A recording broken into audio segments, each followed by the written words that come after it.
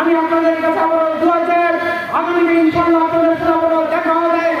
সেই সময় আল্লাহর পক্ষ থেকে মানুষ নামক আবাবুল পাখি পাঠিয়ে ছাত্র জনতার তীব্র গণ আন্দোলনের বুকে স্বৈরাচারী সরকার শেখ হাসিনা সহ তাদের পেটুয়া বাহিনী বাংলাদেশ থেকে তাদের আসল জায়গায় মামা বাড়ি পালিয়ে যেতে বাধ্য হয়েছে। আমরা শুনছি তিনি নাকি আবার বাংলাদেশে আসবেন। আমরা পরিষ্কার বলতে চাই যে সরকার এখান থেকে চলে গিয়েছে, বাংলার 18 কোটি মানুষ তাদেরকে ইসলামী আন্দোলন সংগঠনের দাওয়াত পেয়েছিলাম। বাংলাদেশ জামায়াতে ইসলামী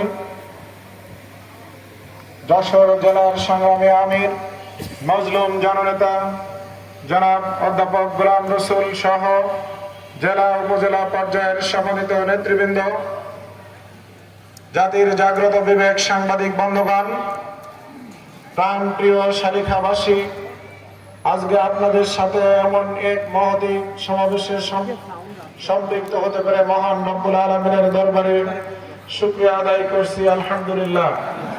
দরুদ ও সালাম পেশ করছি সৈয়দুল মুরসালিন রাহমাতুল্লিল আলামিন খাতামুন নবীন হযরত মুহাম্মদুর রাসূলুল্লাহ সাল্লাল্লাহু আলাইহি ওয়াসাল্লামের প্রতি।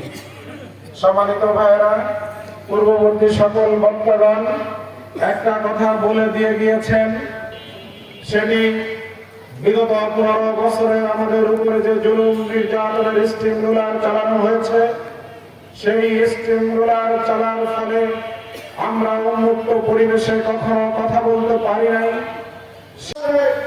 আসার সুযোগ পান না। বাড়িতে টিভি রেডিওটা অন করার পরে যে দলটির নাম সবচেয়ে বেশি শুনেছে তার নাম কি বলেন? জামাত ইসলামী। আজকে এই জামাত ইসলামের নাম শুনতে শুনতে আলহামদুলিল্লাহ আজকে লক্ষ লক্ষ মানুষ জামাতের ভক্ত অনুরক্ত হয়ে গিয়েছে। সম্মানিত ভাইরা, এজন্য তাদেরকে আমি গালিও দিই না, কষ্টও দিই না, আমি তাদের জন্য দোয়া করি। তাদের কারণে আল্লাহ রাব্বুল আলামিন এই জামাত ইসলামের আজকে জনপ্রিয়তার শীর্ষে নিয়ে গিয়েছে।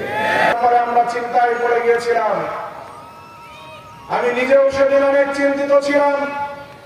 হঠাৎ উঠে আমি যাই নামাজটা বিছিয়ে নামাজ পড়লাম 2 রাকাত, আল্লাহর কাছে কান্নাকাটি করলাম এবং আমার মোবাইলটা হাতে নিয়ে ফেসবুকে ঢুকে আমি 3 বার আলহামদুলিল্লাহ সেদিন লিখেছিলাম। নিষিদ্ধ হওয়ার পরে 3 বার আলহামদুলিল্লাহ লিখলাম। এটা নিয়ে আমাদের জেলার গোয়েন্দা সংস্থার সকল সদস্যদের মাথায় অনেক ব্যথা। আমাকে ফোন দিয়ে বললো যে ভাই, আপনি জামাত ইসলামে নিষিদ্ধ হয়েছে, আপনি এত খুশি হয়েছেন কেন? আমি বললাম কোথায় খুশি হয়েছি? বললো যে আপনার ফেসবুকে আপনি লেখা দিয়েছেন 3 বার আলহামদুলিল্লাহ। আমি বললাম যে হ্যাঁ, আমি শুধু খুশি হয়নি, মহা খুশি হয়েছি। বলেছে কেন 3 বার আলহামদুলিল্লাহ লিখেছেন? আমি বললাম প্রথমবার আলহামদুলিল্লাহ লিখেছি একজন মুমিন যে অবস্থায় থাকুক না কেন সে কার শুকরিয়া আদায় করে? আল্লাহ রাব্বুল আলামিনের শুকরিয়া আদায় করে।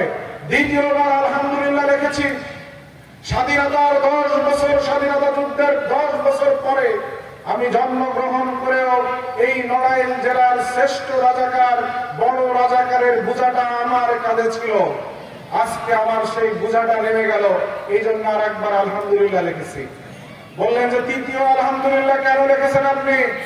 আমি বললাম তৃতীয় আলহামদুলিল্লাহ এই কারণে লিখেছি, অতি সত্তর আমি আপনি সহ দেশবাসী আমরা একসাথে সমস্যা হয়ে লক্ষ লক্ষ বার আলহামদুলিল্লাহ বলবো, তাই আর একটা অগ্রিম আমি লিখে রাখলাম।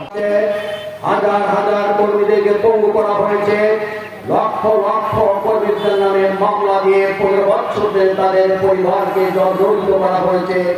অনেকে চাকরি হারিয়েছিল, ব্যবসা প্রতিষ্ঠান হারিয়েছিল। এই জন্য আমি বলি, মাগুরার খবর আমি জানি না, যশোর জেলায় এই নাশকতার মামলা এখনো আছে। বাংলাদেশ জামাত ইসলামের নামে 1200 মামলা ছিল। যশোরের সব থেকে বেশি মামলা ছিল জামাত ইসলামের নামে। জামাতের কেন্দ্র অফিস থেকে শুরু করে ইউনিয়ন অফিস পর্যন্ত সকল অফিস বন্ধ ছিল।